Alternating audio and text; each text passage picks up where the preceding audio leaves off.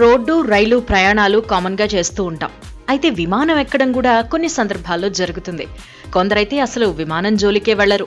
దీనికి ప్రధాన కారణం టికెట్ ధరలు.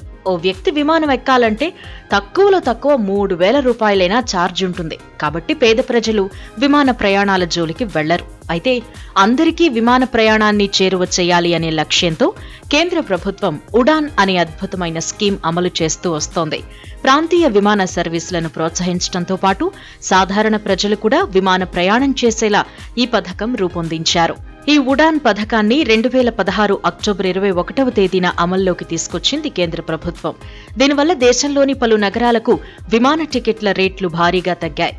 రీజనల్ కనెక్టివిటీ స్కీమ్ RCSలలో చేరే విమానయాన సంస్థలు 50 నిమిషాలలోపు ప్రయాణం పూర్తయ్యే రూట్లలో టికెట్ల ధరలను చాలా తగ్గించాయి. అస్సాంలోని లీలాబరి, తేజ్పూర్ మధ్య ఫ్లైట్ టికెట్ 150 రూపాయలుగా ఉంది. డిమాండ్ తక్కువున్న రూట్లలో విమానయాన రంగాన్ని ప్రోత్సహించేందుకు కేంద్రం ఈ స్కీమ్ తెచ్చింది.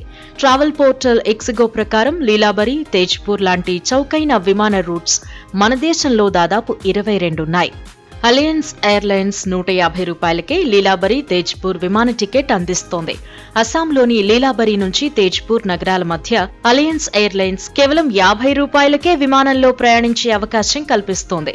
ఈ ప్రయాణ దూరం 186 కిలోమీటర్లు. 150 రూపాయలనేది బేస్ ఫేర్. దీనికి కన్వీనియన్స్ ఫీజ్, GST, ఇతర ట్యాక్స్లు అదనంగా చెల్లించాల్సి ఉంటుంది.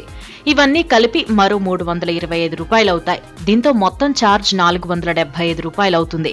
ఈ ఫేర్ సాధారణ ప్రజలకు, మధ్యతరగతి వర్గాలకు ఆకర్షణీయమైంది అని చెప్పుకోవచ్చు.